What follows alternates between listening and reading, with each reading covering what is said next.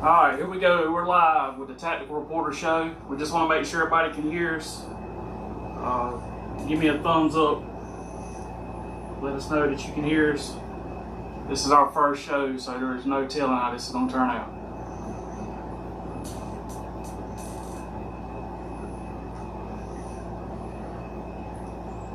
Can you hear us?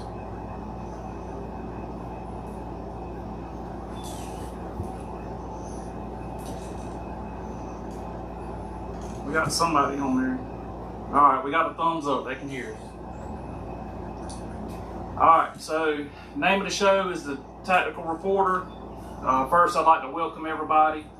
Appreciate you viewing, those of y'all that's watching live, and anybody that goes back and watches it later.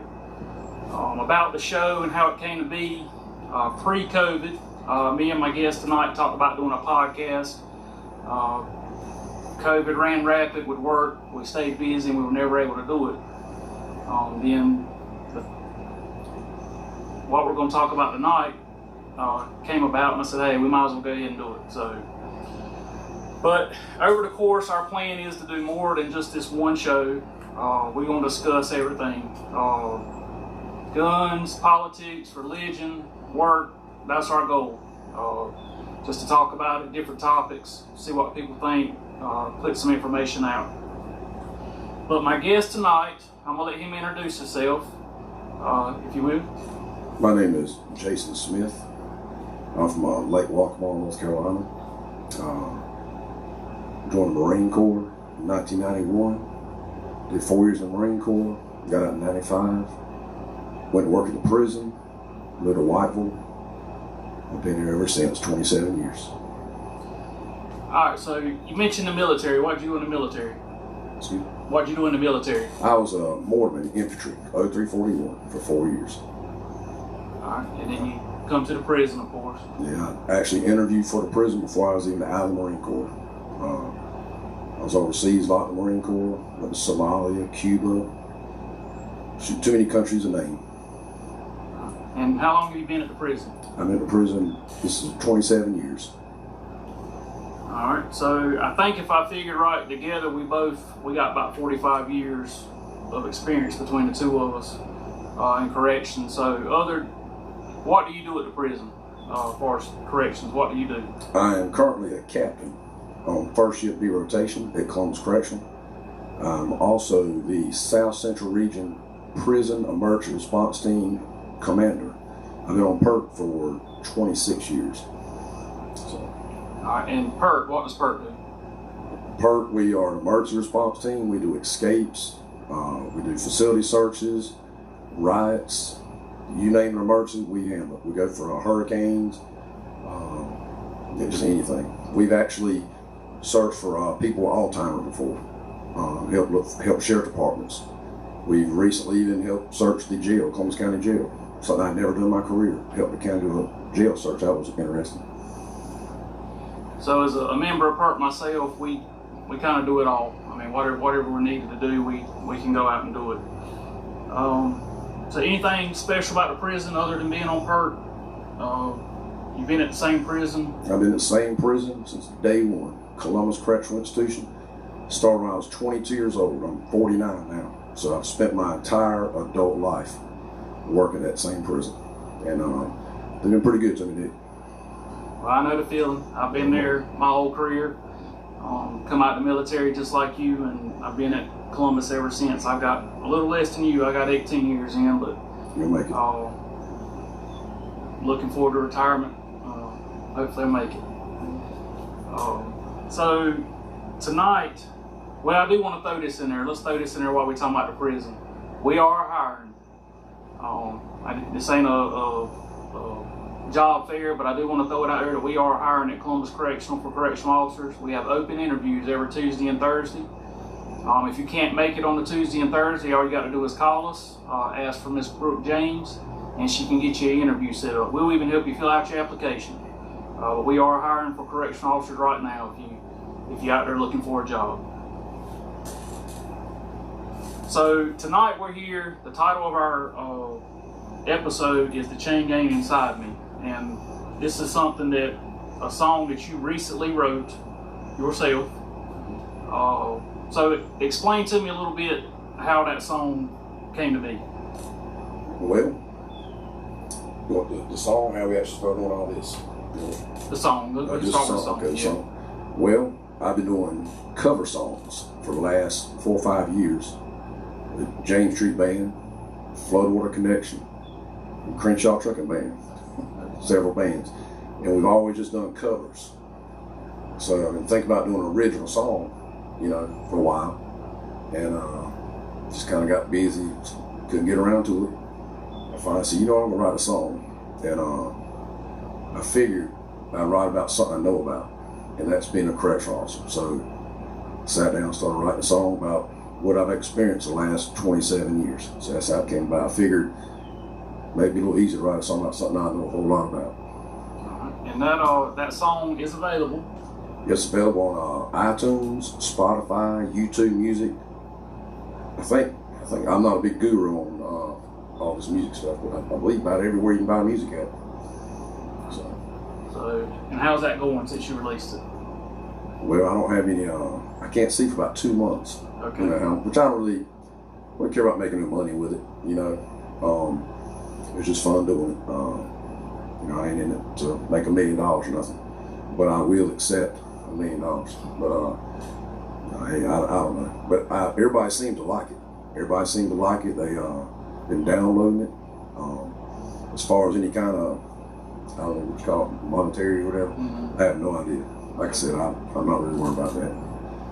So It's going pretty good. is it telling a story, or is it just? I know you said it's about your experiences of 27 Well, years, but is it? Let me break it down. You can. I'll break the song down for you. All right. The first verse is I was inspired by a PERT officer named Terry Lemon. All right, that's what kind of got the word for it. If you know Lemon, he's a bad dude. All right, he's got that kind of deep stare like a lot of us have. We've seen a lot of mess in our careers, and but when you talk to him, he's the nicest guy in the world. And I've known a bunch of correctional officers like that. There's some bad dudes, you know what I'm saying, and girls, and but they're usually pretty polite and nice, because we understand on anybody, you can't beat everybody. I don't care how big and bad you think you are. We've seen worse. We've seen the toughest of the toughest. So usually correctional officers are kind of, they've seen a bunch of mess and go through a lot, and they're pretty even keeled. And so that inspired me. A lot of correctional officers have that kind of, I call it a little stare. How much mess we've seen. But correctional officers are, I've always said, they're some of the nicest, best people you ever meet in your life. And so that inspired the first verse. The second verse was just about what it takes, to work inside of a prison, pretty much. No college can teach it, trust me. And like my buddy Josh Snipes said, no book can fully describe it. You can have all the books in the world, but until you go in there and work, you don't understand it. The chorus comes from something I said in Levy Jones Barbershop years ago. Somebody asked me if I was scared to work in there. I said, dude, I'm too poor to be scared. I got to go to work. I got to pay bills. I got to eat. So I can't be scared. I got to go in there and work no matter what. So, and the second part of the chorus came from, once again, Josh Snipes, talking about, we got you back that killed us. He says it every day, I'll die for you. And there's a lot of officers out there, that blue light goes off, or someone calls for help, they don't ask questions, they just run to their fellow officers. And literally no questions asked. When we get in there, we don't know what we're about to look at. We don't know what we're about to see, but nobody even cares. We just run as hard as we can. So, and then of course the bridge of the song talks about pretty much 2017, which was a bad year for our department. We had Bertie and Pasquotank. We lost staff members, both prisons, in 1 year. So that bridge kind of, talks about that.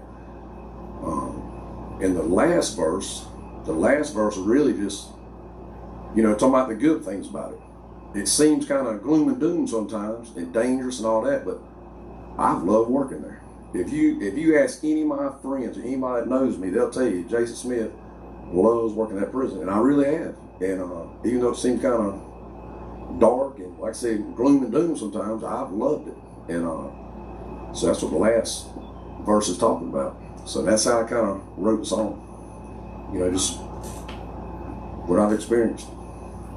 Now, you actually, other than it being released on the music platforms and practicing here in the studio, you haven't played it in front of anybody yet, have you? No, I will probably play it live in front of an audience September the 10th at the fairgrounds for that. What's the thing called? Public safety. Yeah. I think I got first annual public safety day. Yeah, the first annual public safety. I'll probably play it that day, and then I'll play it again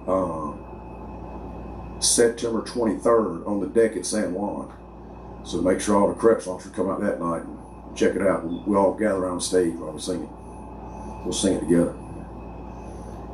All right. Well, that sounds good. So we know where you can download the song if you're interested in it, but he's actually going to play it for us tonight. Not play, but he's going to play the recording.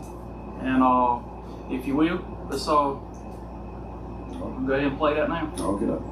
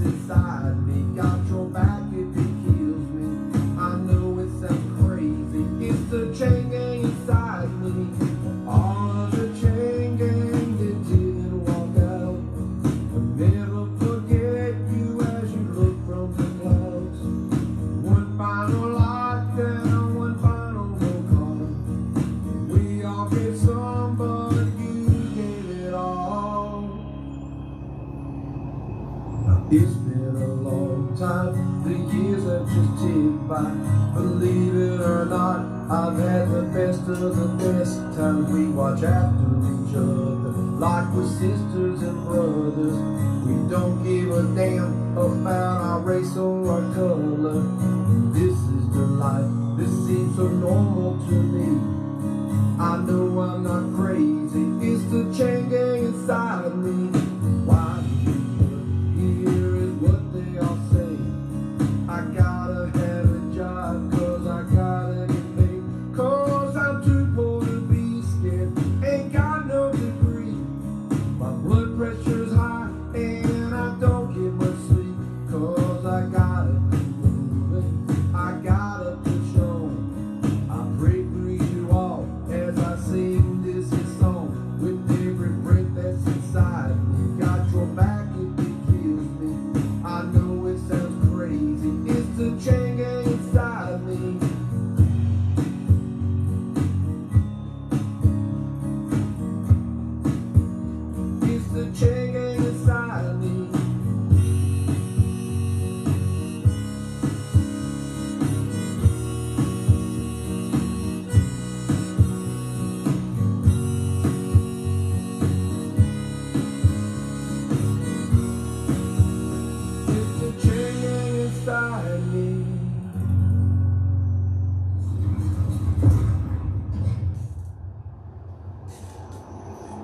That's it.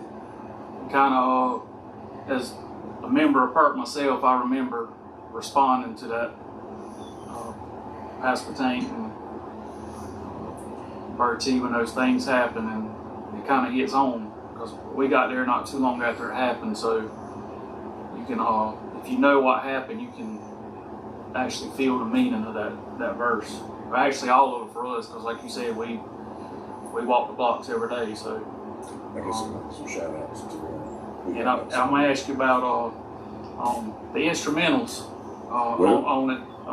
What did you do with it? I did the vocals, I did the acoustic guitar, and I did the harmonica. All right. The Donnie Bowen did the bass lines, bass guitar, and Matt Dudley did the drums. And Matt Dudley also did all the recording. You know, I don't know anything about that stuff. Yeah. Matt Dudley and Austin McPherson, they did a lot of recording. And anyway, Matt Dudley worked hours and hours on this thing. We worked, gosh, the first night, I think we were 5 hours straight. I think we did 5 hours straight the first night. We just did the acoustic guitar and vocals. Anyway, then we got Donnie Bowen over there, and Donnie knocked the bass line out pretty quick.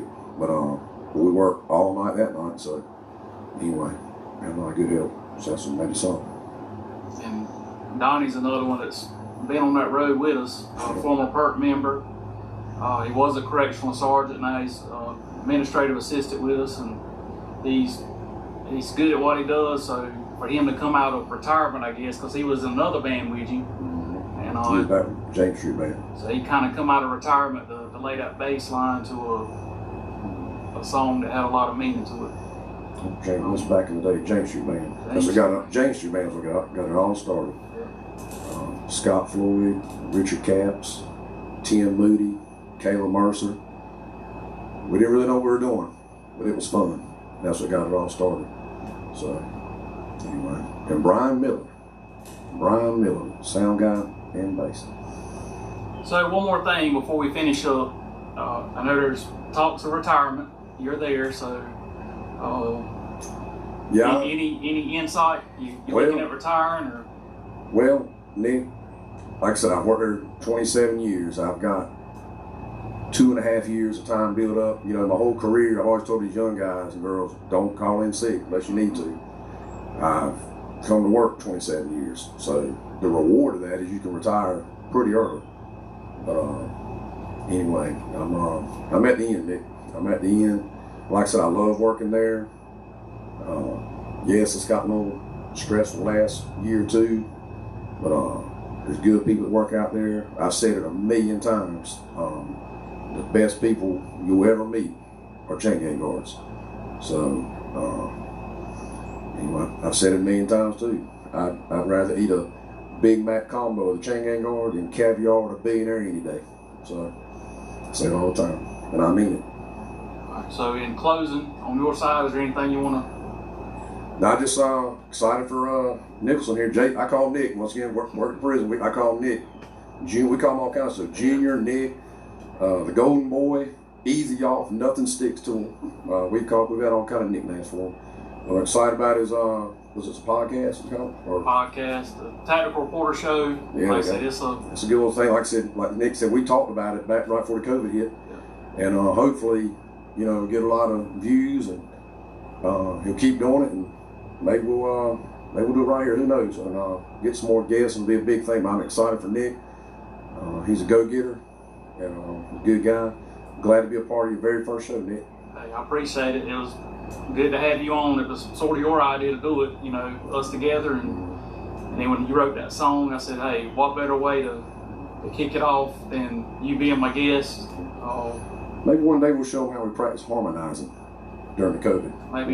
Maybe the next episode. Another episode, an outtake. We'll show them how we learn how to harmonize. But anybody that's seen any of my Facebook posts knows I throw some quotes out there.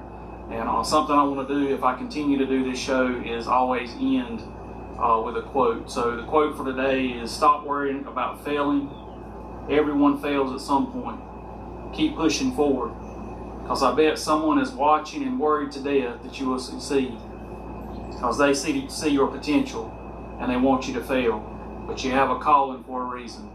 So may God bless you. I hope everybody has a good evening and a good week as we kick off another work week. Thank you.